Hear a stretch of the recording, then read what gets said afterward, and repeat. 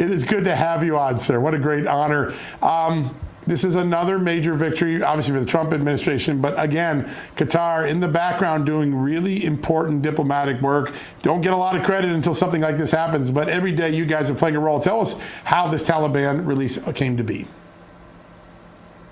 Well, John, we've been working on this for so many months now. This is the process that ended up with Corbett and McKenty being home with their families, and we continued working with the interim government in Afghanistan and with the administration in Washington. And since President Trump came to power, we told, hey, let's see what we can do to bring George back home to his family also. And we started immediately working on that, talking to the interim government. We, this administration is brave enough, it's bold enough to take the necessary decision. They said, listen, we're willing to talk directly to the Taliban to get George back home, and this is exactly what happened. Adam was here in Doha, and he made the meetings, and then we went immediately to Kabul on a Qatari airplane, where there our diplomats were ready to facilitate the meeting between the envoy and the interim government, and he met with the foreign minister over there, and he discussed with him. The discussion, took a lot of issues on how to work together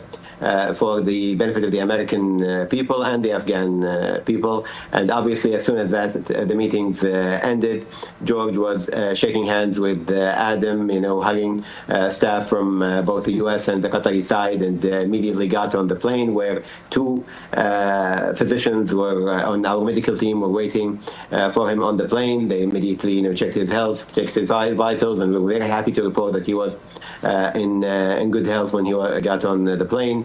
He came here to Doha, where he is now on a flight to the United States. Hopefully within 10 to 14 hours, he'll be reunited with Alexandra after 2 years. 2 years lost for that family that we hope they can regain now.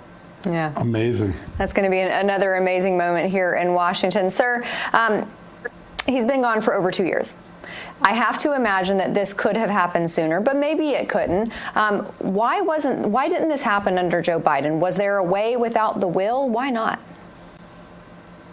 I mean, I don't want to talk about the previous administration, but what I can tell you about this administration and our engagement with this, it's the level of boldness, it's the decisiveness, and it's the readiness to be open, to be engaging on these issues, as we have seen, with Adam Boehler meeting with the interim government and saying to them, hey, let's talk it over, let's see what we have to discuss. And this is why we have this grand gesture now with the interim government basically releasing George as a show of good faith in dealing with the Trump administration. And this is what decisiveness gets you. It gets you results.